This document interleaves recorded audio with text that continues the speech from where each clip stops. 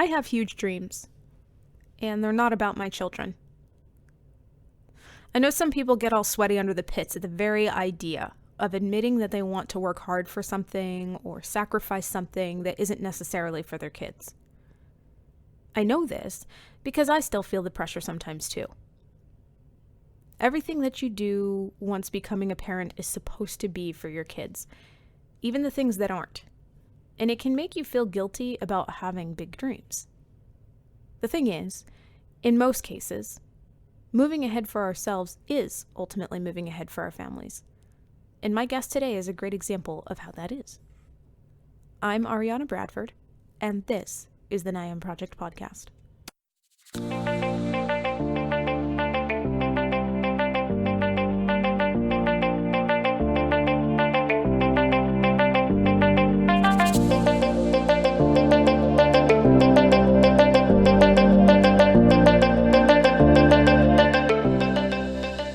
What's up? As I've mentioned, I'm Ariana, and this is the NIAM Project Podcast, and you're listening to episode 15, To All the Mamas with Big Dreams.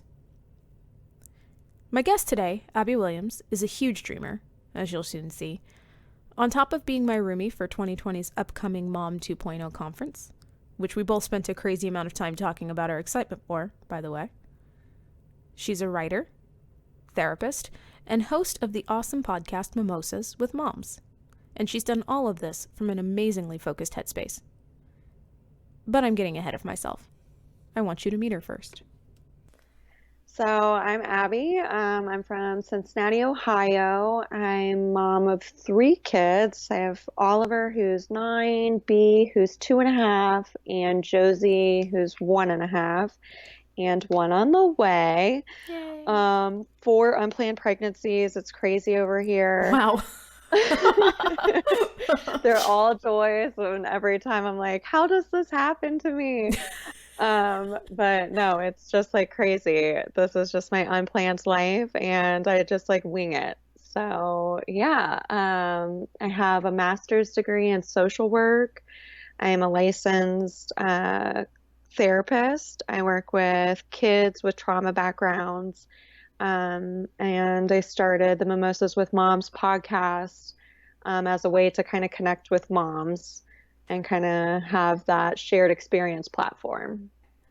I just feel like I have so many different life experiences in my motherhood realm. And I really wanted to like share that and connect with other people. So I started my motherhood journey when I was 21 years old. And going through becoming a mom at 21 was so lonely. Like all my peers were at the bar having a great time in college. And I was at home with a baby, still going through college, but didn't have the support system that you do now. So, I wanted it to be this platform where young moms, old moms, single moms, married moms, moms of boys, moms of girls, whatever kind of mom you are, like you can come here and you're welcome and you're understood.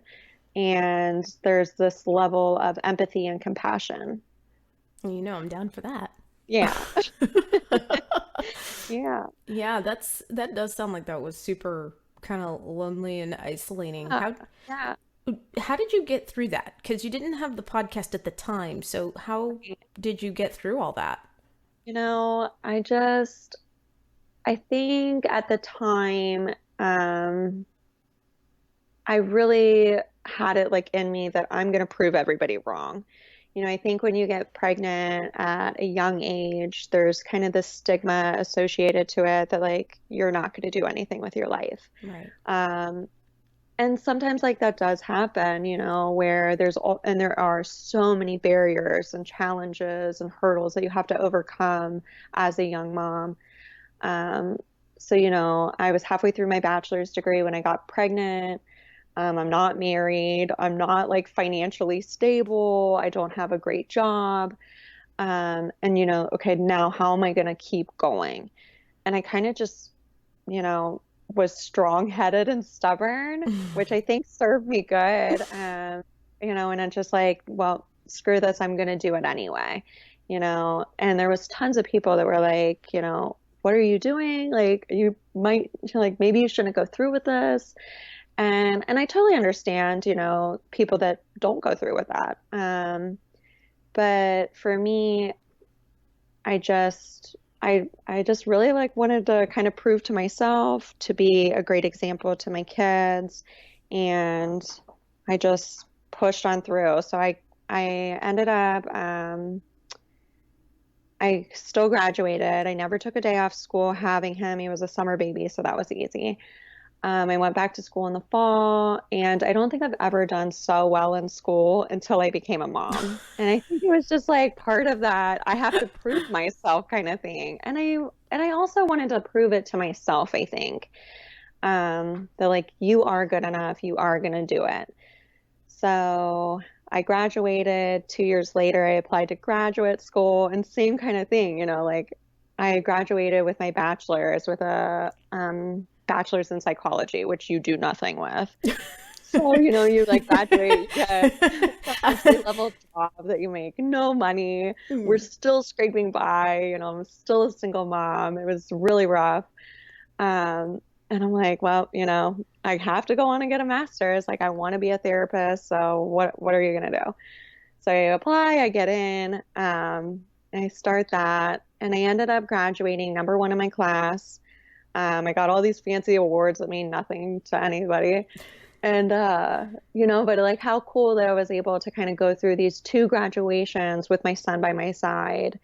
And those are like pictures that I really treasure because it's like, I have two pictures with my kid in my cap and gown, and you sat through two ceremonies with me, and I don't think that a lot of people have that opportunity, and I wish that there was more to kind of support those moms. Through everything, there has to be a part of you that's stubborn. Not harmful to your family or to yourself, not close-minded, just stubborn. You have to be willing to ignore the judgments and rules that people will inevitably put on you just because you're a parent. And there will be many. There's not really... I love that your outlook is what it is, because I wish that people, not just people who are in the situation, but people who aren't in the situation had that same outlook, that it's not like, oh my gosh, I am doing this despite my child. Right. And it's like, I'm doing it with them. And your mindset, like listening to your mindset through this whole thing was so cool, because you never said like, boy, I did this, but I did it despite having a child, or I did it, outside of having a child. You're like, no, I did this with my kid. Like I got to graduate with my son by my side. And I'm not saying that, that's the only way to look at it, but it's just kind of a really cool turn of phrase there, because you're looking at it like, so, this was something that technically it happened to you, right? Because it was unexpected, but it happened. And instead of responding to it like, oh boy, this thing happened to me and now I'm trying to figure out how to work around it, you were like, okay, so this is just a part of my life now. And I think as moms, we kind of get wrapped up into like this mom guilt stuff where it's like, okay, I'm a mom now, I can't go pursue my dreams and my goals. Right. And like we see that so often, right? And I'm definitely guilty of this. Where you kind of put yourself on the back burner and you don't keep going. Right. And I just think that there are so many instances where they are just like these teachable moments to your tiny people where, life was really rough and we lived in a shithole apartment because I was like trying to better my life, and we didn't have nice things for a little bit there. Did you hear a lot? Because I know you were a single mom for part of that. Did you hear a lot from people trying to say that you weren't going to be able to do what you wanted to do, or was that just kind of an unspoken thing that you caught from people? I think that you got that. It was definitely more unspoken, but there were definitely people that said this to your face. Wow. Like when I first found out I was pregnant with Oliver, like you should not go through with this because like you will never do anything with your life. And you just literally like jaw drop, like who actually says this to people, right? That's Um, amazing. but I think it's like this stigma, and there are, like these statistics of, teen moms, young moms, Hmm. that aren't able to complete school and that do fall into these lower socioeconomic statuses. Um, and I just wish that there was like more like as a society that we could do to like build up those moms, like Exactly. how are we gonna pick them up and help them get through? Because not everybody's as stubborn and crazy as me. No, no, see, but your stubbornness worked out in your Yeah, favor. Being contrary right, was what helped. right.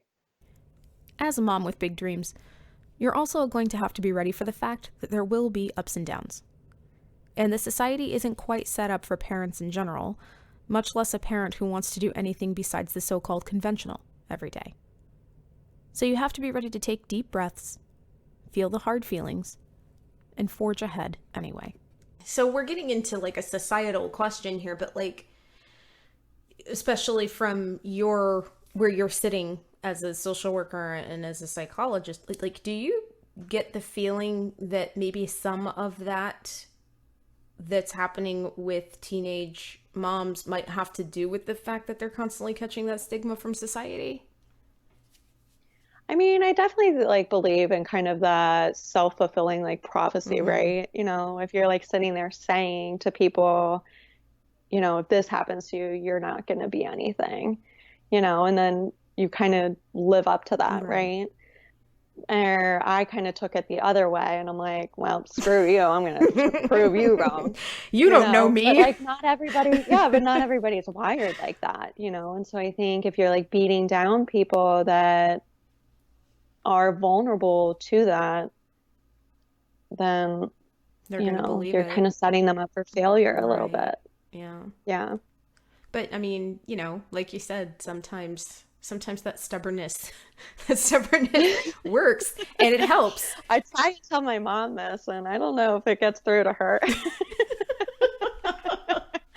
I have a stubborn daughter, and like I totally understand. It's very hard to parent, but it does it, that independence and that strong-willed personality, like it's it's very hard, but it's benefited me in a lot of ways. Right, I right. can only hope that it does for her as well. And so how old was your oldest by the time you remarried? So I was never married to his father. I was always a single Oh, mom with him. We okay. do co-parent. I'm great friends with his dad. And then when I met my husband, Oliver was 5. We married when he was 6, and we had my first daughter, Beatrice, together when Oliver was 6. Okay. And by then you had finished grad school, right? I finished grad school when Beatrice was about 3 or 4 months old. Oh Yeah. gosh. So you were pregnant during grad So school it's as my well. joke that I cannot get through a degree without getting pregnant. So I don't know. So I just do well when I have like too much on my plate. don't go for any more Right. degrees, is what I'm suggesting Right, to you. right. Well, I'm pregnant with Oh my number 4 gosh. right now, and we're like, okay, this is getting expensive. Like, we need to get some birth control around here. Oh my gosh. How did you get through studying and all of the workload and the You know, craziness I with am just children and crazy because pregnancy? I am just crazy. Because I'm just crazy. My last semester of graduate school, I I had Beatrice in November. I had a couple weeks left of classes that I still went to, like with her brand new. And then and then we had like our fall or Christmas break. So I was off for a couple weeks, and then I went back and I was in my final semester of graduate school. So I was completing my research. Um, I was interning, I was working, I was finishing all my classes. and like how I got through that last semester. Like I literally feel like I was like crawling across the the finish line. Like, dear Lord, somebody like throw me a lifeline. I was having like meltdowns at work where I'm like, I'm spread too thin, like I need help. And my work was not very accommodating. But yeah, it was really hard, but just one of those things like you have to get through it. I'm like, right, you Did you made get it a this lot of help? far. Did you get a lot of help from your support system at all? Like, No, did they kind of help? um, I was married by that time, so I had my husband. So he was with my daughter when I was in classes. But kind of outside of that, we have a nanny that helps, and then that's kind of it. Wow. I think I just turned 30, so I'm still a young mom. And kind of like the downside of that is that your parents are still young, so they're still working, so you don't have these like grandparents that are retired and can help you. Um, Right. so, they're all Oh, like, yeah, you go, girl, but like they're not there helping. I hear about single parenting and I'm like, oh my gosh, like I don't think I could do that. And not that I want to try, Right, but exactly. it's so cool kind of hearing from your perspective that you're kind of like, I don't know, I just did it. Like I needed to Yeah, do it and I just did yeah. it. And then, like if something horrible happened, where like if you lost your husband, and I like can't even imagine if like that happened to me, Right. where I would have four kids. It would be a disaster. But like, you know what I mean? Right. You have to be there for your tiny people. Like you have to get through these things. Um, so yeah, you just do. You just do. You pick yourself up and you go. I don't know, like you always want to be easy on yourself. You don't want to expect yourself to be able to do everything because then, like you said, you're going to be at work like screeching at people like, "Please don't Right, make me do this anymore." right. But at the same time, the fact that that you kind of realize that like the only person who's always going to have the power to pick you up is you. You totally believe that. Yeah, that's a really, Yeah. really powerful thing. And, it kind of explains what I see about you all the time because you're such I'm a you're hustler. a hustler. I was going to use the word, like, use the word empower in some way, but Yeah, yes, yeah. you are a hustler. You're never Just sitting like he's the still, one. and No, I'm you're never. never Yeah. sitting still. And, Which is kind of like, so this pregnancy has been like kicking my butt, my energy. And I'm like, my internal, like my self-talk and my internal stuff, I'm like so antsy right now because I'm just so worn out. yeah. And I'm so used to being like, go, go, go, go, go. And like, all right, how many like hats are we going to be wearing? And how many plates are we going to be spinning at one time? And, I feel like I'm not keeping up right now, like how I normally do. Right. And this is probably like normal people. I'm like, I don't have enough going on and I can't keep up, but I'm like, you just need to be patient with yourself. You'll get back there. That's awesome that you know to say that to yourself though, instead Yeah. of Okay. sitting there and being like, "Oh, I'm a failure," Right. I let myself like feel my feels. Right, right. Like if you need to be You cranky. need But to be like, cranky. but know that you're being cranky, right? Tell yourself like, all right, you're being a little psycho. I know you can't turn it off the second, but like maybe tomorrow you can. But you need to allow yourself to be psycho when you need to be psycho. Like, you ignore those kinds of Just things, your and feelings. yeah, that's when it goes from like lower caps psycho to like Right. caps psycho. We don't want to do Just that. everything all over the place. Yeah. These things can just sneak up on you. NIAM was just a photo project when I started out.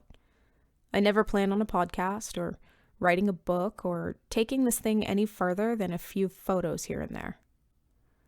But as Abby says when asked about starting Mimosas with Moms, you just need something that's yours sometimes. And that can take you down roads that you never thought you were meant to be on. Like I know that building something that is mine is like what I want to do. Mm-hmm. I do like therapy, but I kind of knew going into getting my master's. So I chose to get my master's in social work instead of going the psychology route because it's so flexible Mm-hmm.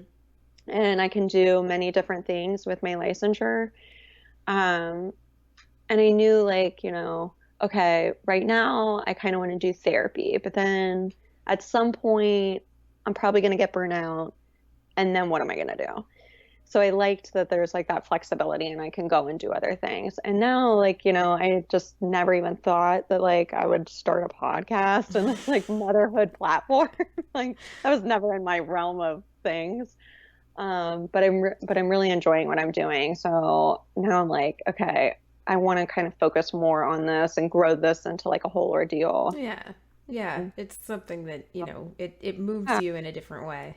yeah, yeah. And I really enjoy like the connecting with people on a much larger scale like this. Right. No, I Yeah, agree. it's really cool. It is. It is. It's like Yeah, especially when you want to help people because, yeah, you're what drew you is what's drawing me to doing yeah, this and what's always drawn me to doing it. And it's nice to, know that you're connecting people on some level yeah. No, instead I of totally agree. dividing them, which is something that we like to do sometimes. Yeah. Yeah. With as busy as you are, um, what do you do to make sure that you don't burn out? Not as much as I should be doing. And my husband would probably agree and be like, yeah, she burns herself out and then I get the brunt of it. Um, gosh, like, what do I do to take care of me? I think, kind of starting Mimosas was like my outlet, like my creative outlet. And I think when I started, it was really something that like I needed. It's definitely become more work now that it's like grown. So, but now I'm kind of going in a different direction. Recently, my co-host is leaving, and so I'm taking over it as a solo thing. So I think it'll kind of redirect where it'll be more of a creative outlet for me again. Um, so I kind of think that. Um, I wish I was doing yoga still, but I'm not. Oh. Um, yeah, I don't know. Like I like to travel. I like doing things with my family, even though like I need more time away from them. Um, you know, Yeah. Like yeah, definitely like we taking some need time to time away from yourself. them. Yeah. But I have a really hard time with asking for help, and I have a really hard time leaving them. And I don't know like what that's about because I desperately need it. Like I'm with them all the time. And I think like we all need time away from like everybody that we live with. You need alone time. And, and I think like as a stay-at-home mom, it's even like harder. So I think like that's kind of what keeps me working that one day a week is kind of my escape. I feel like even like extroverted moms need time Yeah, alone. Like that's yeah, you yeah, you need time where people aren't crawling all over you or yeah, asking you what you're doing every 5 seconds. yeah. Yeah. So, yeah, but hey, we're gonna have some time alone in a year. Oh my gosh, and we're gonna Can't have wait. so much fun. I'm so excited. I'm Like really excited too. That's gonna be a lot of like a fun. couple of months ago when the last Mom Summit was, and I was watching like the people that were there, all their Instagram stories, and I'm like FOMO so hard. And I was like talking to my husband about it, like, oh my gosh, all my friends on Instagram are like being friends in real life, and I hate everything. Like I feel so left Everything. out. And like so I bought like the early bird ticket the day it like Me was too. released. Me Yeah, too. like I have to go. I'm not missing out on this. No, I definitely agree. Yeah, yeah. And I'm like, I want to meet all these people. Like, you guys are so cool. we're gonna get to like, and it's one of those things where usually you're like, oh no, these people they're gonna go get turned, and it's like we're Right. gonna go to bed at like 10. Yeah. And It's not going to get that crazy. We're all going to go like at a certain time to call our kids to be like, good night. And then we're going to go to bed. Like that's what it's like at a mom party. That's right. And in case you're wondering whether or not anyone out there will ever care about your message, if you're calling yourself a nobody or assuming that there are too many people out there already doing your thing, or if you're wondering whether or not you're worthy of that big thing that you can't stop thinking about, Abbey wants to make sure that you remember this. You are good enough, and like you can go do anything you want to do. Just because you're a young mom or a single mom or a stay-at-home mom or a busy mom doesn't mean that like you're not a person outside of motherhood. And I think that that's so hard to keep in like our forefront. We put our kids, our husbands, our house, all these things above ourselves, and we put ourselves on the back burner, and we don't pursue our dreams, and we don't live for ourselves, and we don't take the time for ourselves. But you are worthy of all of those things. You can keep up with Abbey on her podcast, Mimosas with Moms, and you can follow her writing and humor on the Mimosas with Moms Facebook or Instagram. The NIAM Project podcast is written and produced by me, Ariana Bradford. You can find out more about us at weareniam.com and on social media under the name The NIAM Project. Thank you so much to Abbey for sharing her time with us this week, and I'll see you next time.